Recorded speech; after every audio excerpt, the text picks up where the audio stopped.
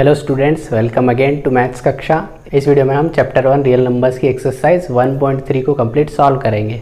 So let's begin. सो पहला question है, prove that root 5 is irrational. ये जो रूट 5 है हमें प्रूव करना है कि ये एक इर्रेशनल नंबर है।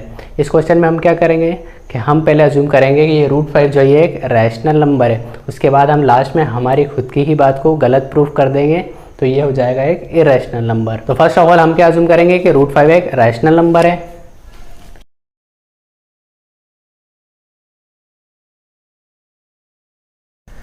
और रूट 5 एक रैशनल नंबर है, सो हम इसको किस फॉर्म में लिख सकते हैं, a/b या p/q के फॉर्म में।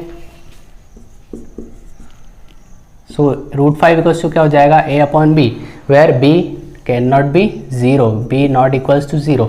इसके साथ एक कंडीशन और होती है यहाँ पर कि ये जो a और b है ये को प्राइम है।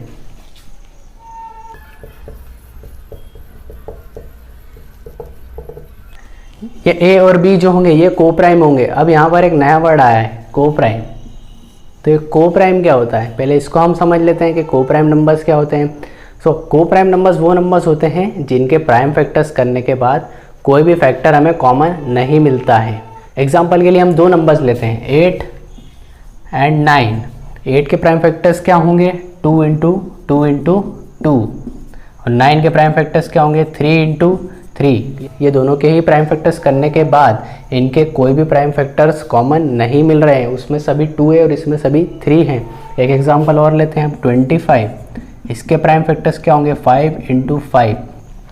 सो ये तीनों ही नंबर्स में हमें कोई भी कॉमन प्राइम फैक्टर नहीं मिल रहा है। सो ऐसे नंबर्स जिनमें कोई भी कॉमन फैक्टर नहीं होता है वो नंबर्स होते हैं को प्राइम। इट मीन्स ए और बी में कोई भी कॉमन फैक्टर नहीं होना चाहिए, तभी ये रैशनल नंबर होंगे। अब हम आगे बढ़ते हैं। हमने ये अज्यूम तो कर लिया है कि रूट 5 एक रैशनल नंबर है, इसको a/b के फॉर्म में लिख सकते हैं। अब हम क्या करेंगे, squaring both sides, both side हम स्क्वायर कर देंगे। सो बोथ साइड स्क्वायर करने के बाद क्या होगा, रूट 5 का स्क्वायर 5a² b²। उसके बाद हम क्या करेंगे, ये b² यहाँ पर आ जाएगा, तो 5b² इक्वल्स टू a², और ये 5 को हम यहाँ भेज देंगे तो a²/5। यहाँ पर हम क्या देख रहे हैं, ये जो 5 है ये a² को डिवाइड कर रहा है। अगर 5 a² को डिवाइड कर रहा है तो 5 a को भी डिवाइड करेगा। कैसे, अगर कोई नंबर है 3, ये डिवाइड कर रहा है 9 को, 9 मीन्स 3 का स्क्वायर, 3 के स्क्वायर को अगर 3 डिवाइड कर रहा है हमें मिलेगा 3। सो वो 3 को भी डिवाइड करेगा, 3 को भी डिवाइड कर सकता है तो हमें मिलेगा 1। इट मीन्स 3 के स्क्वायर को अगर कोई नंबर डिवाइड कर रहा है तो वो 3 को भी डिवाइड करेगा। उसी तरह से a² को अगर कोई नंबर डिवाइड कर रहा है तो वो a को भी डिवाइड करेगा, और a को अगर ये नंबर डिवाइड कर रहा है इट मीन्स ये a का एक फैक्टर है। Hence 5 is a factor of a.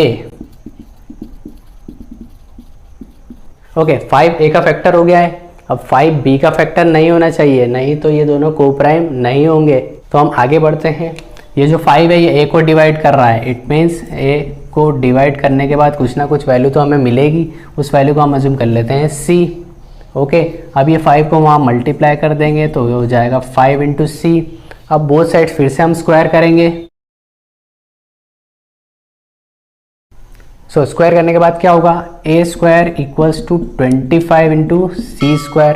अब a² की वैल्यू हमारे पास यहाँ पर है, a² की वैल्यू है 5b²। इसको यहाँ पर हम पुट कर देते हैं तो 5b² इक्वल्स टू 25 c²। इसके बाद ये जो 25 है इसको यहाँ हम डिवाइड में ले लेंगे तो 5b² इक्वल टू c²। 5 से 25 को कैंसिल करने के बाद हमें 5 मिलेगा। सो ये हो जाएगा b²/5 इक्वल्स टू c²। यहाँ पर क्या हुआ, ये जो 5 है इसने b² को भी डिवाइड कर दिया। इट मीन्स ये 5 जो है ये b को भी डिवाइड करेगा, और b को अगर डिवाइड करेगा तो ये 5 है ये b का भी एक फैक्टर हुआ।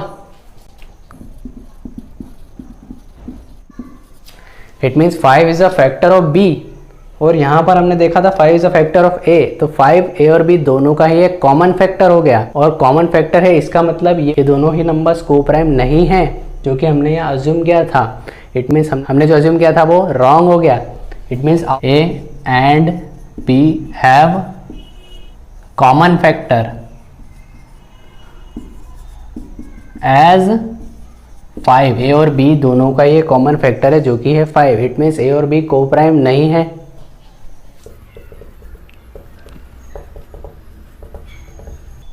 इसका मतलब हमारा अजम्पशन जो है वो रॉन्ग हो गया।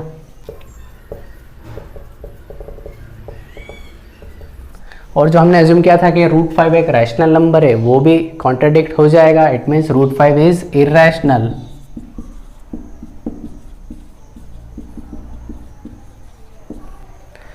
ओके, सो ये हो गया क्वेश्चन हमारा कंप्लीट।